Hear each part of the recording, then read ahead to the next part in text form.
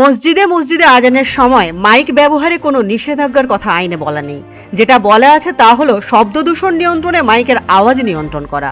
Police যদি mic খুলতে আসে তার কাছ থেকে লিখিত নোটিশ চান। মসজিদের মাইক খোলা নিয়ে সাফ জানালেন বাম নেতা তথা কলকাতার প্রাক্তন মেয়র বিকাশ রঞ্জন ভট্টাচার্য।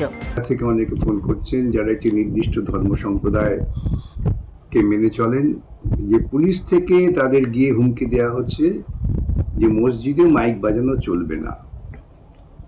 পুলিশের এই ভূমিকাটা আইনসম্মত নয়। মাইক প্রচার করার কোনো নিষেধাজ্ঞা কোনো আইনে নেই। যেটা নিষেধাজ্ঞা আছে তা হচ্ছে পলিউশন কন্ট্রোল বোর্ড তারা নির্ধারণ করে দিয়েছেন যে শব্দের মাত্রাটা কত হবে। বিভিন্ন এলাকায় সেই মাত্রার বিভিন্নতা আছে। কলকাতা হাইকোর্টেও একসময় এই আজান নিয়ে যখন মামলা হয় তখন তারা রায় দিয়েছিলেন যে আজানে মাইক বাজতে পারি, কিন্তু সেটা পলিউশন কন্ট্রোল বোর্ডের নির্ধারিত যে শব্দের মান 6.5 ডেসিবেল না 8 ডেসিবেল কি ছিল সেটা দেখে নিতে হবে, যেটা আইনে আছে।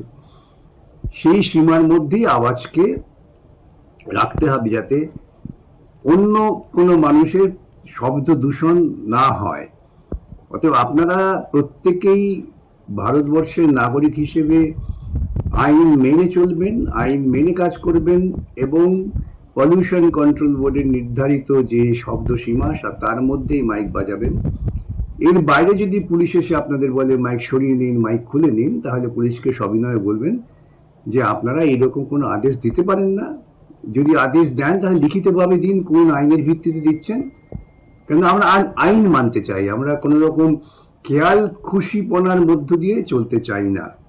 এটাই হবে আপনাদের ভূমিকা। সকলের কাছে আমার অনুরোধ, শান্ত থেকে সুস্থভাবে আপনারা প্রত্যেকেই প্রত্যেকের ধর্ম আচরণ। গত কয়েকদিন ধরে দেখা যাচ্ছে রাজ্যের বিভিন্ন প্রান্তে মসজিদের আজানের মাইক খুলে নিয়ে যাওয়া হচ্ছে। বলা হচ্ছে নাকি সরকারি নির্দেশ রয়েছে। অনেক মসজিদের ইমাম বা নামাজিরা এ ব্যাপারে কোনো মন্তব্য না করলেও বেশ কয়েকজন ইমাম এ নিয়ে প্রশ্ন তুলেছেন। আইনজীবী ইমতিয়াজ কবির বলেন, এই সংস্কৃতি বাংলার সংস্কৃতি নয়, আর শুভবুদ্ধি সম্পন্ন বাঙালি সে যে ধর্মেই বিশ্বাসী হোক না কেন এই সংস্কৃতিকে তিনি মান্যতা দেবেন না। সাংবিধানিক অধিকার রক্ষা এবং জনশৃঙ্খলা ও সাম্প্রদায়িক সম্প্রীতি বজায় রাখার জন্য সর্ববঙ্গ ইমাম মুয়াজ্জিন অ্যাসোসিয়েশন ও চ্যারিটেবল ট্রাস্ট পশ্চিমবঙ্গ রাজ্য কমিটির পক্ষ থেকে মসজিদের লাউড স্পিকার অপসারণের ক্ষেত্রে আইনানুগ পদ্ধতি নিশ্চিত করার অনুরোধ জানিয়ে পশ্চিমবঙ্গ পুলিশের ডিজিপিকে চিঠি পাঠানো হয়েছে।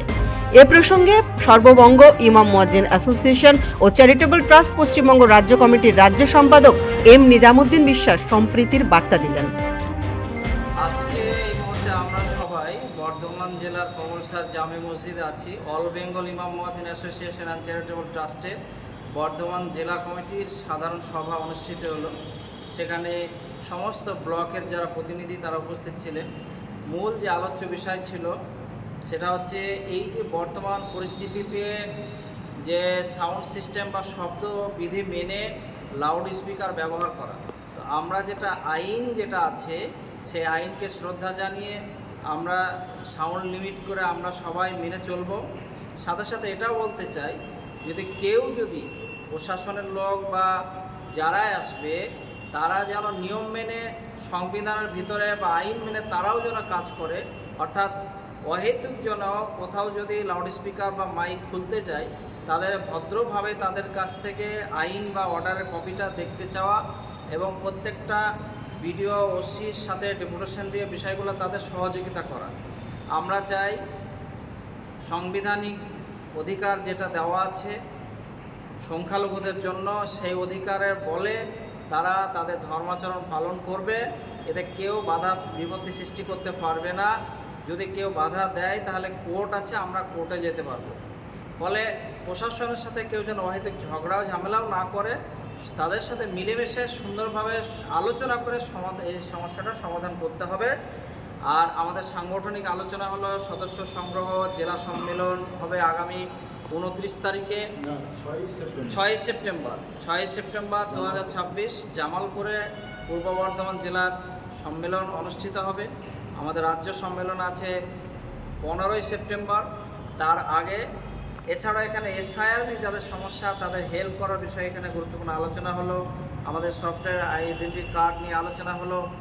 এবং ইমাম সাহেবরা যে সামাজিক কাজ করেন, অর্থাৎ নেশামুক্ত সমাজ গঠনের জন্য তারা মসজিদে প্রচার করবেন এবং তারা সামাজিক কাজ, রক্তদান শিবির থেকে বৃক্ষরোপণ, সেই সমস্ত কাজগুলো ব্লকে ব্লকে করবেন। আগামী 15 আগস্টে প্রত্যেকটা জেলায় আমাদের সংগঠনের ব্লকে পতাকা উত্তোলন করে পালন করা হবে।